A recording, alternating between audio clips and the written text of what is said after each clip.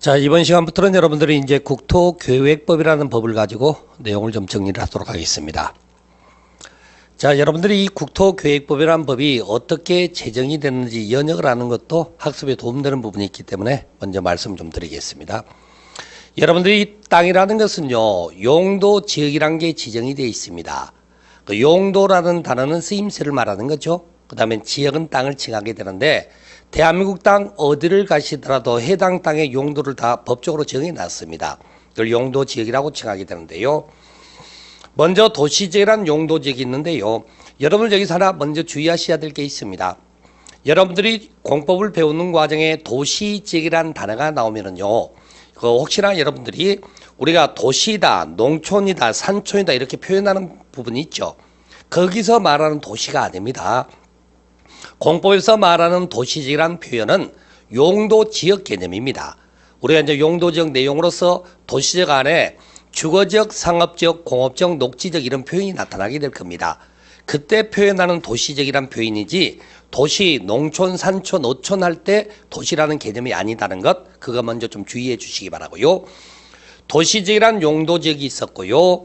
그 다음에 농림지역이란 용도지역이 있습니다. 또 자연환경 보전지역이란 용도지역도 있죠. 그 다음에 과거의 모습이면 여러분이 알아야 될 게 있어요.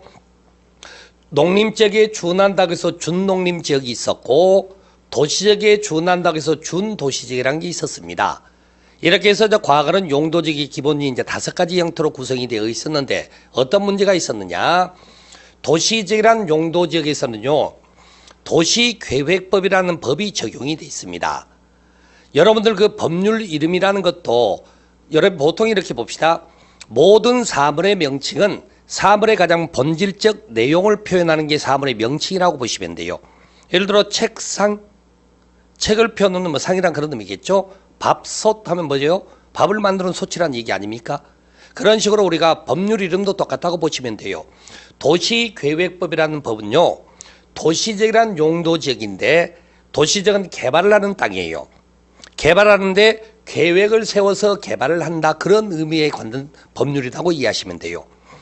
그 다음에 우리가 실질적으로 모든 생활의 공간이 도시지역을 중심으로 모든 게 이루어지죠.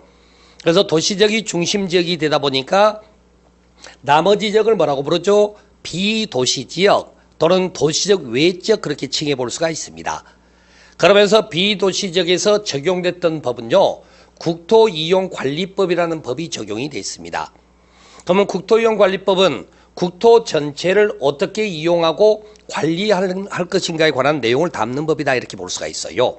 그럼 여기서 이제 어떤 문제가 생기게 되냐면요, 봅시다. 도시적은 개발지역으로서 도시계획법에 따라 계획을 세워서 체계적으로 개발이 이루어져서 문제될 게 없었어요. 그 다음에 농림지역과 자연환경보전지역은 토지의 용도가 보전적 특성을 갖고 있기 때문에 별 문제가 아닌데, 준농림지역과 준도시지역은 비도시지역에 속하기 때문에 보전이 기본 특성이에요. 그런데 제한적 범위 안에 개발도 허용이 된 게 맞습니다. 그런데 문제는 이 비도시지역에 적용됐던 법은, 즉 준농림, 준도시지역에 적용됐던 법은 도시계획법이 아닌 국토이용관리법이 적용이 돼 있어요. 그러다 보니까 준농림, 준도시지역의 개발이 이루어지는데 국토이용관리법에는 계획 수립에 관한 내용이 없습니다. 그래서 개발을 하다 보니까 어떤 문제가 생기느냐? 계획 수립 없이 개발하는 과정에 난개발 현상이 발생을 하게 됩니다. 난개발 현상이. 난개발하면 안 되겠죠. 그래서 이 지역을 앞으로 관리하겠다는 의미로서 표현을 관리적으로 바꿔버립니다. 그래서 이제 과거의 준농림, 준도시지역이 앞으로 관리 대상이 된다고 해서 관리적으로 일단은 용도적으로 통합을 했다, 그거 하나 알아두시고, 그 다음에 또 다른 문제점은 뭐냐? 우리가 일개 행정구역 안에서는요, 용도적으로서 도시지역과 비도시지역이 다 구성이 돼 있어요.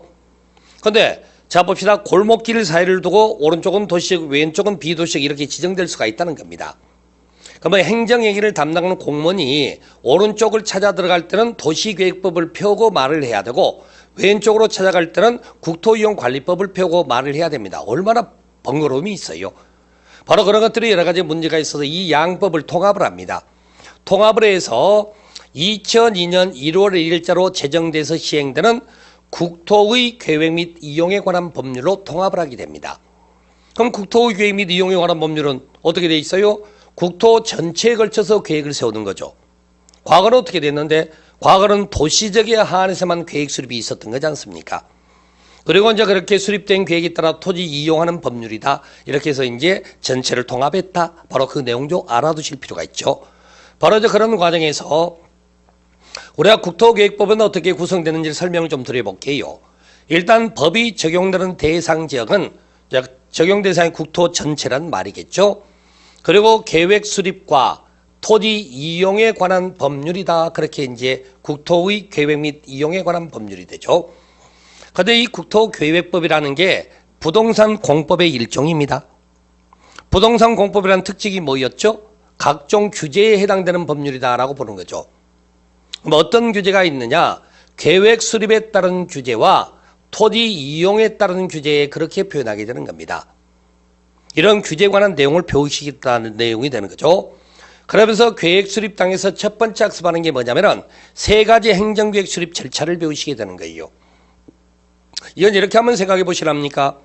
우리가 생활하는 과정 속에서도 물론 계획 없이도 살 수는 있어요.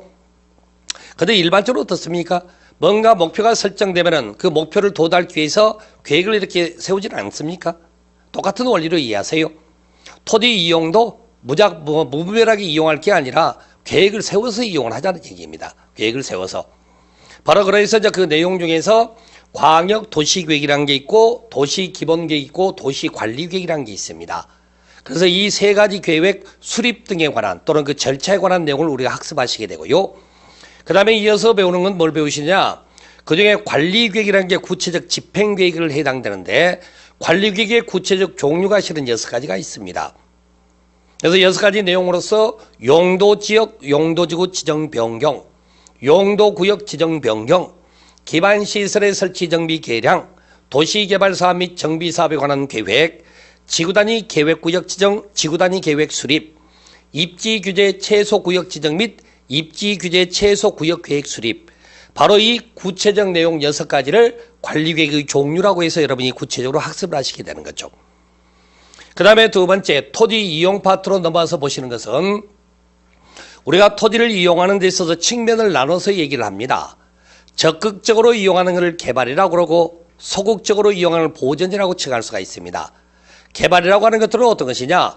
토지 외형에 뭔가 변화가 생기고 무언가 새로운 것들이 설치되는 과정을 개발이라고 이해하시면 돼요. 그런데 보전이라고 하는 것은 주어진 형상 그대로 활용하는 겁니다. 변화를 가하지 않고. 여러분 혹시나 설악산 이용하신 적 있죠? 설악산 대청봉까지 올라가셨습니다. 그리고 여러분 하시고 내려온 게 뭐예요? 거기다 설마 집을 지으셨습니까? 집 짓는 거 없었잖아요. 대청봉 올라가서 뭐라고 하셨어요? 야호라고 소리만 지르고 내려온 것밖에 더 있냐고 지금. 이게 소극적 이용이라는 겁니다. 주어진 형태를 활용하는 것. 그러다 보니까 소극적 이용에 관한 내용인 보전은 따로 배운다는 의미는 없어요. 그러니까 결국에는 우리가 학습을 해야 될 내용은 개발에 관한 내용을 학습을 하시게 되는 겁니다. 그래서 이제 개발을 하게 되는 과정 속에서 문제는 개발을 하게 되면은 상대적으로 발생할 수 있는 게 난개발이라는 게 발생할 수가 있다는 거죠. 근데 개발하는데 정상적인 개발인데도 난개발을 하면 안 되겠죠. 그래서 그 개발행위가 난개발의 우려가 있을 때는 허가를 받도록 하는 겁니다. 그런데 난개발과 무관하다 싶으면은 허가받지 않고도 허용이 된다는 거죠. 그러면 어떠한 개발행위는 허가를 받아야 되며 어떠한 개발행위는 허용되는지 그 종류를 구별을 해야 될 게 있어요. 바로 이제 그러한 내용들을 같이 학습을 하시게 되는 거고요. 그 다음에 개발을 하게 되면 난개발이 발생한다고 그랬죠. 그런데 그 난개발은 도대체 어떤 형태를 갖는 걸 난개발이라고 할까요? 난개발이라고 하는 것은 우리가 개발행위와 기반시설이 서로 매치가 되지 않는 형태를 보통 난개발이라고 칭해 볼 수 있습니다. 과거 한때요. 대한민국 땅덩어리 안에서는 용인을 대표적인 난개발 지역이라는 평가를 한 적이 있었어요. 왜 그러면 용인이 난개발 지역의 대명사가 됐느냐? 자, 서울에서의 거주하는 주민들의 주거난을 해소하기 위해서 서울 주변 지역들에다가 아파트를 대규모로 건설을 시작했습니다. 자, 용인도 아파트가 지어졌습니다. 근데 아파트는 민간업체가 짓는 것들이 중심이다 보니까